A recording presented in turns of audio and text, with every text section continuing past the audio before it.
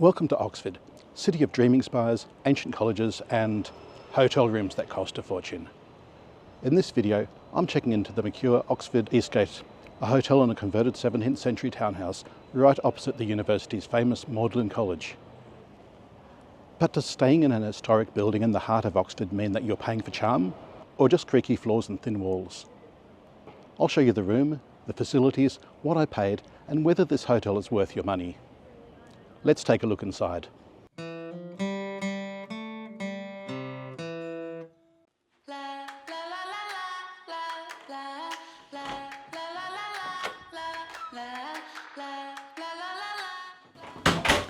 Okay, I've checked into the hotel, so let's take a look around the room. First things first, you'll see right near here, we've got a nice big wardrobe. That's really handy if you are making a longer stay here. Probably not so important for a 1 or 2 night stay, but if you're spending like say 3 or 4 days or a week or longer, it can be really handy to make yourself feel at home and put things in cupboards. In here we've got a couple of coat hangers. Now these are those hotel style coat hangers that are a little bit annoying to use. They're a little bit annoying to use, but still better than having no hangers at all. We also have ironing facilities, so we've got an ironing board and an iron, and there's also a hairdryer in there, just this little one here. And we also have a safe. Okay, now the main part of the room. In here, we've got a fridge, and what have we got in here? In the fridge, you've got 2 cans of water. I'm assuming they're complimentary. It's sometimes difficult to tell, but I'm assuming they're complimentary cans of water. And a bottle opener. Not that you need it for the cans.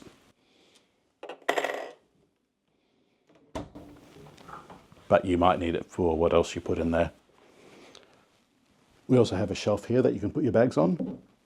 And under that shelf, we've got 3 drawers that you can put your things in if you want to make yourself at home and unpack all your luggage.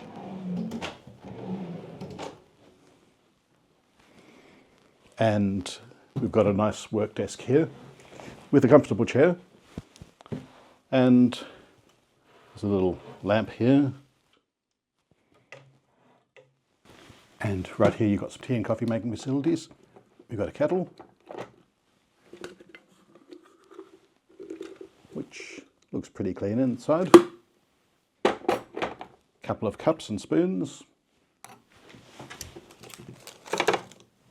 And some tea. We've got the Twinings everyday tea, some peppermint tea, some sachets of Nescafe instant coffee, as well as some sugars and some sachets of milk. And there's also a nice big TV up here. You can watch the TV from in bed, but that's not always the most comfortable option. But that's just as well, because we've got a nice chair to sit in as well. So if you want to sit down and you don't want to sit at the desk, you got a comfy chair, you got a little coffee table here, and they've given me a bottle of wine. Now the bottle of wine, not everyone gets that. It's the welcome gift. If you are in a cause loyalty program and you're gold status or higher, you get a welcome gift when you check into your hotel. That can vary from anything. Sometimes you get a bar of chocolate, sometimes you get a little plate with some pieces of fruit on it, and sometimes you hit the jackpot and get a bottle of wine. This one, where's that from? Chile. A Chilean Cabernet Sauvignon. I'm just staying here for 1 night. I'm on my own. I'll do my best to finish that off.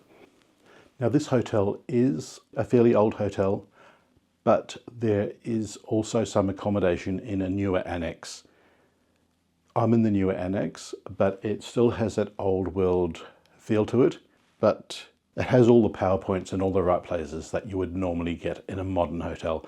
Now, I'm assuming that the older rooms are like that as well, but I can't say for sure. So I am in the newer part of the hotel. So basically, when you stay in a hotel, you want to be able to plug in your devices to charge next to the bed and at the work desk. So if you're working from the work desk, you want to plug in your computer, have that charging, and maybe a couple of other devices as well. You can do that here. We've got 1, 2, 3. We've got 3 power points here, as well as 2 USB charging ports. And over at the behind the bed, we've got power points and USB charging ports on either side of the bed. So here, 2 power points and a USB charging port. And over here, 2 power points and a USB charging port. Okay, let's take a look in the bathroom now. Now, first off, we have a sink with the tissue paper, a couple of glasses, and some liquid soap. And we also have some body lotion and the shower. Inside the shower, you've got nice rainfall shower head and another shower thing on a hose. Now, one thing that is not quite right, this little knob here looks like it's missing the top. It will still work fine, it just doesn't look as nice as it's supposed to. And 3 bottles of cleaning products, shampoo, body wash and conditioner. It's always great staying in a hotel that has all 3. Some cheaper hotels, like a Travelodge for instance, you'll just get an all-in-one wash. So that's a really nice bonus getting that.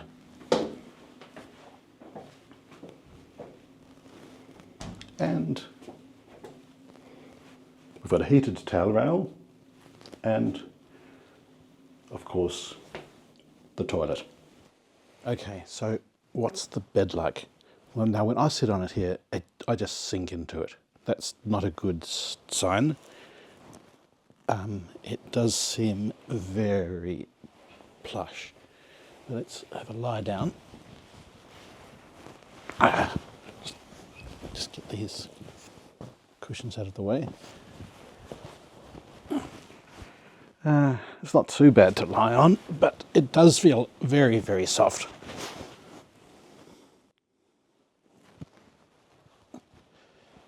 So the bed seems okay for a night or 2, but I certainly wouldn't want to sleep on this bed for any longer than a week.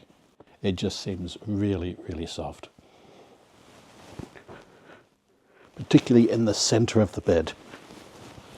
My guess is it's 2 single mattresses and not a double. Yep, that's it. It's 2 single mattresses. So there's this big dip in the middle.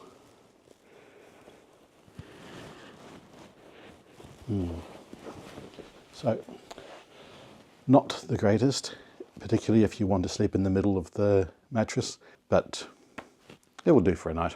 Wi-Fi wireless internet access is free for guests. Let's see how fast it is.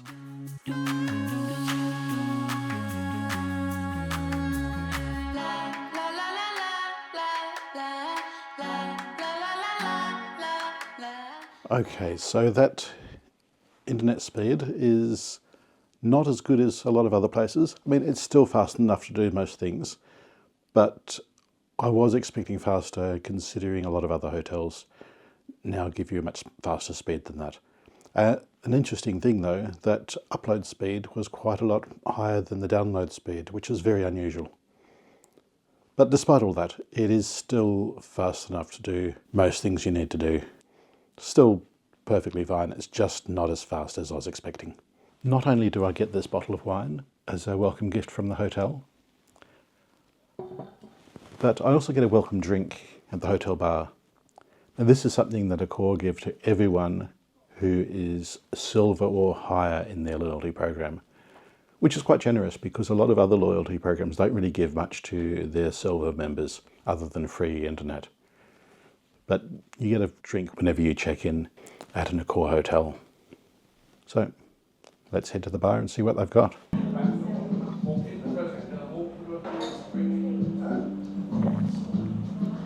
My welcome drink is a glass of Sauv Blanc. They gave me the option of having it half or full. I'm not going to have it half, am I? Got to fill up to the top.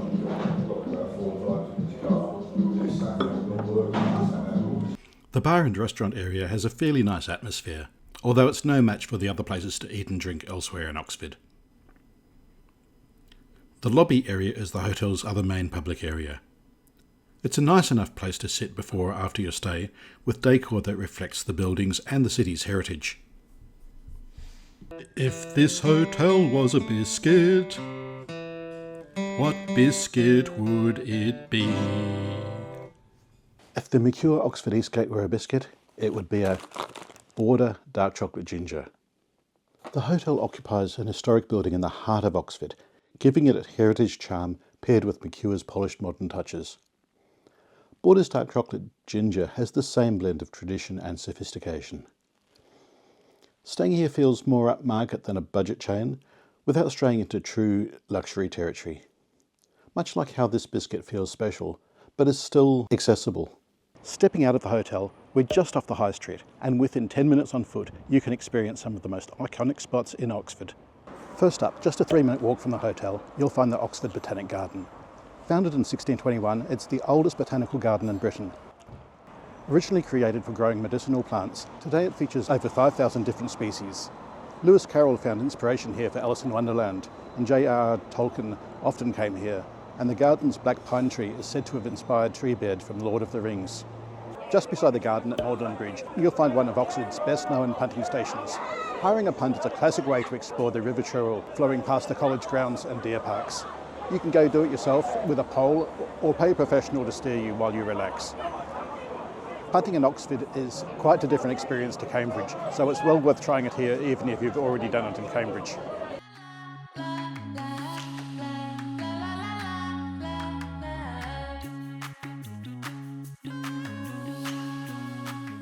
Next, walk west along High Street, where you're surrounded by colleges.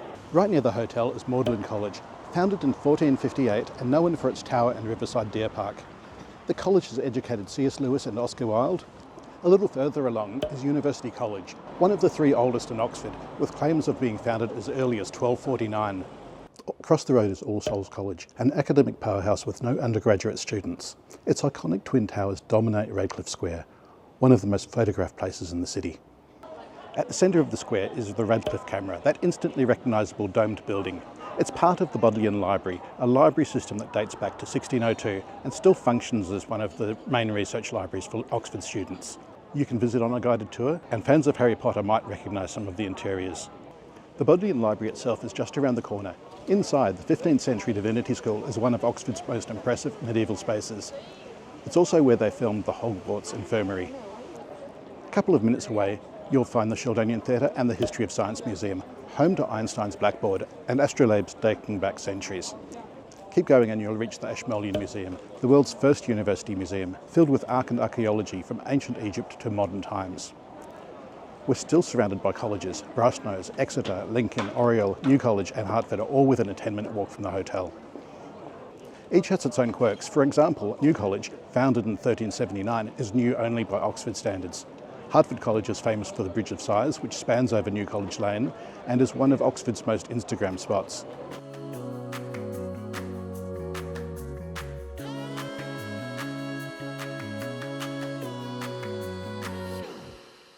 If you fancy a drink, try the Turf Tavern, tucked away down in a hidden alley. The sign outside claims that it's been around since the 12th century, but then that sign also says that it dates back to 1381, which is actually the 14th century. The Turf Tavern has reportedly served everyone from C.S. Lewis, Stephen Hawking and Margaret Thatcher to Richard Burton. It's also reputed as the place where Bill Clinton famously smoked, but did not inhale.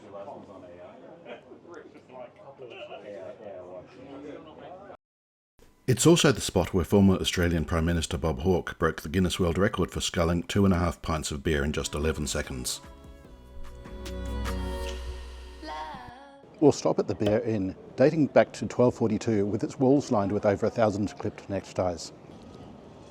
All of this, botanic gardens, punts, libraries, pubs, museums and nearly a dozen colleges are just a short walk from the hotel. In Oxford, you don't have to go far to run into centuries of history, and it's all on your doorstep when you stay at the Mercure Oxford Eastgate. Now, I paid £162 for one night here at the Mercure Oxford Eastgate, and that was on a Thursday, booked in advance. If I'd stayed on a Saturday night, the same room would have cost me around £300, which is quite a jump, but then Oxford is an expensive place to stay. Even budget hotels here are expensive. This hotel blends old world charm with a location close to Oxford's historic sites. It's certainly not the most centrally located hotel in Oxford, although it is surrounded by historic colleges and the city centre is just a short walk away. Staying here really gives you a feel for what Oxford is all about. The room itself is spacious, clean and comfortable. The bed wasn't ideal, but there was a proper desk and plenty of storage, and the bathroom is modern and functional. While some Accor brands like Ibis and Novotel have a reliable consistency from one hotel to the other, Mercure can be a bit hit or miss, with some Mercure hotels feeling a bit neglected. However, you sometimes come across a real gem like this one. All up, this is one of the nicest Mercure hotels that I've ever stayed in. Would I stay here again? Well, that's hard to say.